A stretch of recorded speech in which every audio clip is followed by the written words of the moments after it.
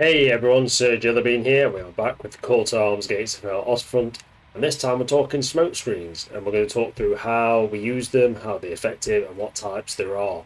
So first of all, let's go through the types. There are, first of all, the basic kind of dump from the tank types, like this, and that literally drops a smoke canister underneath or behind the vehicle. As you can see, it takes quite a while for it to be effective. Probably the worst type of smoke screen.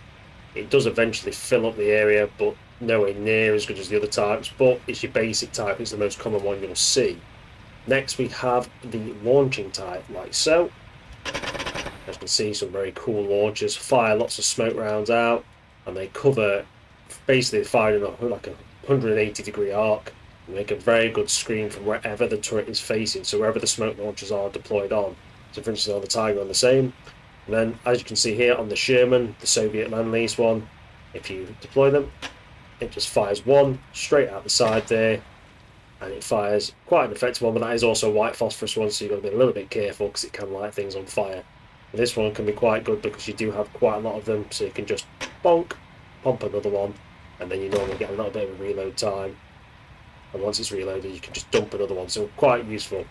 Second to note as well, a lot of Russian tanks just don't get any smoke screens of any kind. They tend to be more, for instance, US tanks that they're borrowing, and German tanks, which really puts the Russians at a disadvantage. As you can see, smoke is quite effective. Now, what is it used for? Obviously, blinding the enemy. You can't see through it. You can't see absolutely anything through it, which is great. If you're a multiplayer or something, they're going to know they're still there, but it's going to be harder to hit you, especially aim at specific areas. The AI will normally stop shooting, or they will shoot blindly where you were. So if you deploy smoke and then you back off and move, it will make it a lot more difficult for them to attack you. You get multiple smokes in a vehicle, normally like 5 if it's the basic element. The German launchers normally get 2, and as you can see, the Sherman gets 12 of those individual little smoke burst bombs. Now, there are other uses of the smoke, bit of a different one, I'll show here. I don't use it very often, but I have tried it before. So not only can it conceal, obviously, your vehicles, but when you're attacking a position, let's say we are attacking this position here, there's lots of enemy infantry and machine guns, well, the Tiger is basically immune to them. He doesn't have to worry, but at the same time, the enemy also has Panzerfaust. So we can't send the Tiger close enough to really clear them out effectively. He can blast away at distance, but I need my infantry to be able to go up and attack. But there's obviously still MGs and infantry lingering around. I don't want to spend 5 minutes blasting away the Tiger. What you can do is you can send the Tiger fairly close, but out of Panzerfaust range and out of that handheld AT range, and then you can bang, pop the smokes. At which point your Tiger can back off a bit, and your infantry can use that smoke to at least advance a bit closer to the objective. So see there, you've created a nice smoke screen for the infantry.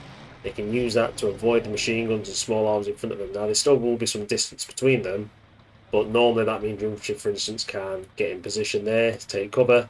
And once the smoke clears, or if you want to try and advance to the side, they can use their smoke grenades to then, for instance, make a kind of smoke field all the way up to the point where they're ready to attack. So it can be useful for things like that. And obviously smoke is fantastic. Like if I'm driving the tank myself, let's say I'm being engaged from the left side, all of a sudden all I have to do is turn my turret. Let's say there's an AT gun, and then bang, smoke rounds are deployed.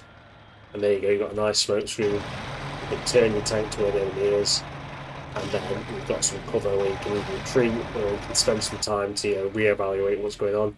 You can even repair your vehicle while the smoke's deployed, which is great. Heal people up. So it does, it's basically giving you some mobile cover in a sense. It's kind of concealment, which is fantastic. And obviously it does look pretty cool in the terms of a battlefield. You put cinematic mode on it, looks pretty badass with the smoke screens. Anyway, I hope you found this useful. If you did, like, subscribe, and leave a comment. I'll see you on the next one, everyone. Thanks for watching, and have a fantastic evening.